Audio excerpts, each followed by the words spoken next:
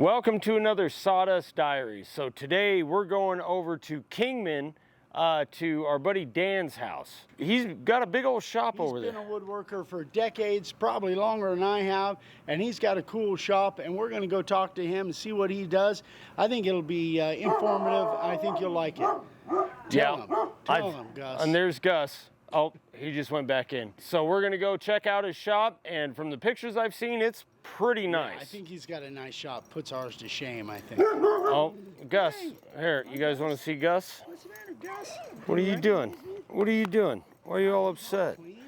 All right, let's go. All right, here we go.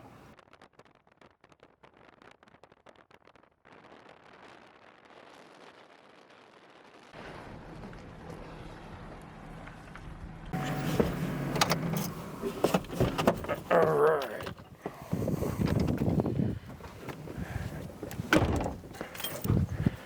What's up, Dan? Hey, buddy. Welcome. How you doing, man? Good. All right. Good. Good to see you.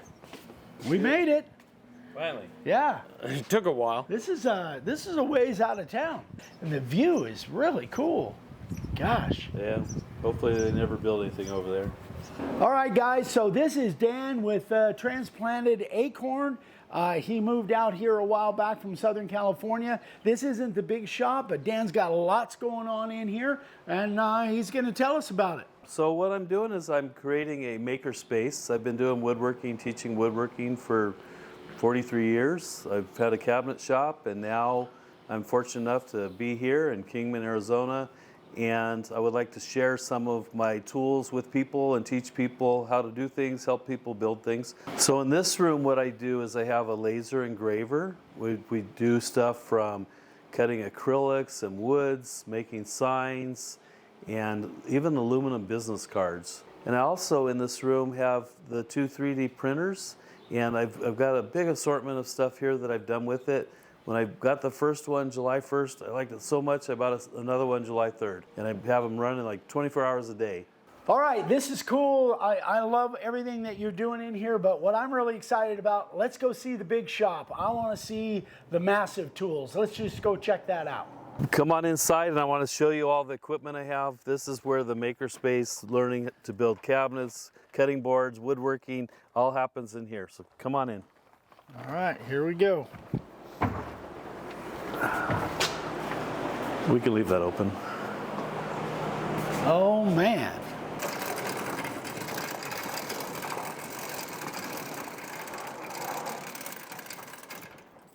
All right, well, I confessed, I am impressed. Everywhere I look, it's like, holy crap, I've always wanted one of those. I've always wanted one of those. Everywhere I look, every corner in this place has something that's super cool. So, Dan, why don't you just kind of show us around and tell us what you like, what's your kind of key items in here, key equipment and stuff.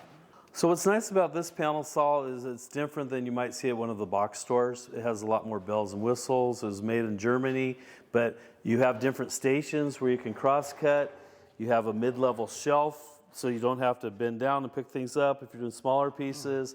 And then for when you're ripping, you turn this and you unlatch this, and then you make sure the saw is not going to cut into these grids. If it is, you can pull a lever, shift the grids. So you take this, lock it in, you plunge this in, and you walk this past the panel. Where most smaller panel saws, you have to feed the material past the blade. The material goes in. It even has a scoring knife, so it scores the material to relieve it so it doesn't splinter or chip it when you're cross-cutting veneers and laminates. Wow. So here I've got an assortment of clamps. Yep. A lot of different clamps over the years. I put all these on wheels so we can move them around to wherever we're working and get them out of the way when we don't need them. This is my drum sander. This is a 1938, meaning it's 19 wide. If you run half the board through and turn it around, you can do the other side, but this is open, so you can do up to 38 inches wide. Yeah. So for nice smaller things, I like this. I have a shaper that I cut grooves in for the backs of cabinets and drawer bottoms. It had a router bit in it, a different spindle, a power feeder on it. Yeah. And I've got a chop saw, an 8-inch joiner, the Panto router, Shopsmith, which I use for the drill press. And then here I have a a 20-inch helical head cutter, so it actually has 100 knives on there that are four-sided that I can rotate, so you don't have to take all the knives off and struggle with changing them. Helical heads are really cool. They're so much quieter and a cleaner cut. Yeah. So I can do up to 20 inches wide. A lot of bench space. I see, again, if you're going to be teaching classes in here, I see a lot of opportunities for people to be working at benches. You kind of designed it that way? Yeah, and I could separate them too. So these benches were something I did in one of my classes, and I actually cut these at Disney. So we designed this on SketchUp, and then we put this into Disney CNC. We cut these out of a 5x5 piece of Baltic birch. We cut them in half, and we made a workbench that's on wheels, and we made 30 of these as a class project, and we sold it for the cost of materials. So it was a fun project. I had some left over that I just made benches with it. Got another Powermatic, and this looks like a table saw that's set up with a dado blade. Yeah, that's all I use this for, being that I have the two saws.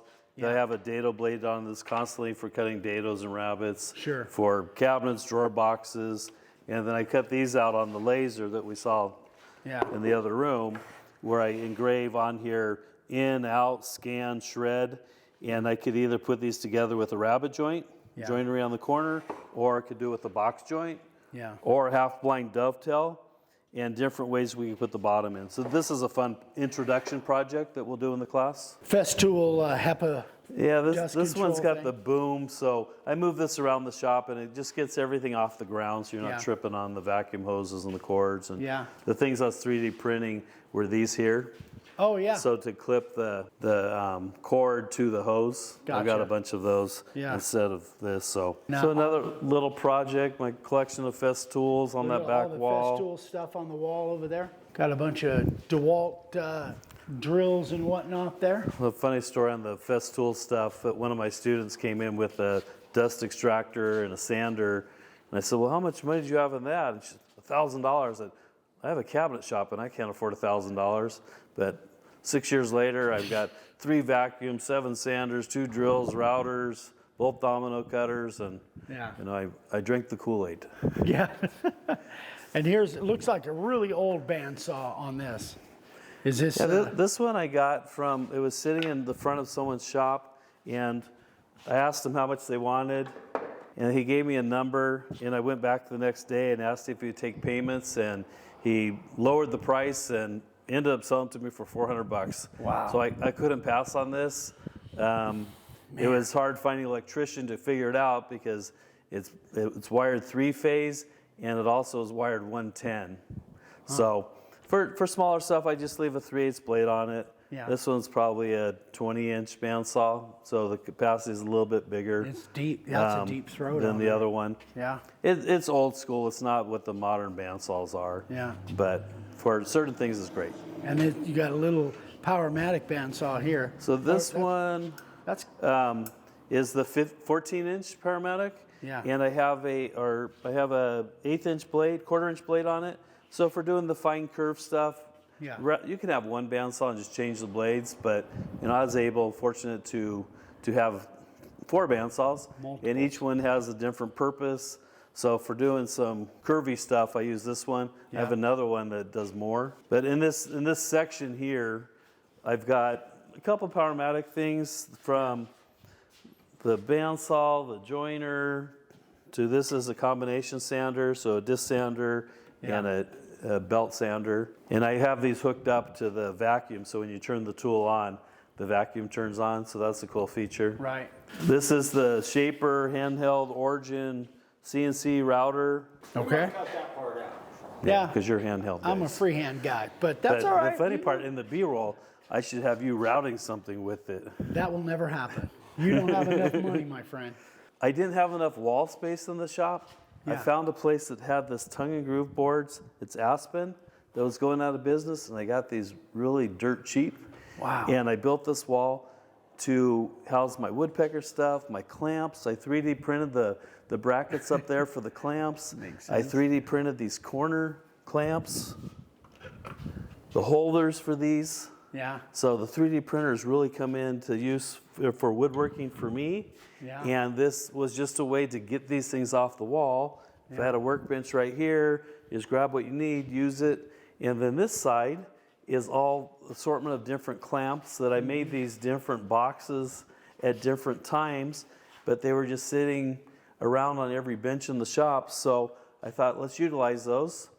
3D printed these for the microjig clamps, 3D printed these for the Festool clamps. They're all located the same place, so you don't have to go looking for them. Very nice. All right, well that is basically a quick version of the grand tour of this place. Man, I am super impressed. There's stuff in here, again, that I have, that I should just dream about having in a shop. Give us kind of an idea of what you see going on here from a makerspace standpoint. Well, I think anything in woodworking, it could be from introduction to machinery, shop safety, to a good introduction project is going to be cutting boards, making something where we can use exotic woods. This one I actually put a bow tie, so it looks kind of like suspenders and tuxedo. Yeah. But introduction to safety, the cutting boards, and then it can expand into cabinets, anything woodworking that with my experience and with guys like you that can teach other things, I think we could show all kinds of different things, even building sheds. So I think the possibilities are unlimited, that we could train people to do things or just get them into the hobby of woodworking as a whole. So I'm looking forward to this. I've had students from 14 years old to 90 years old in the past.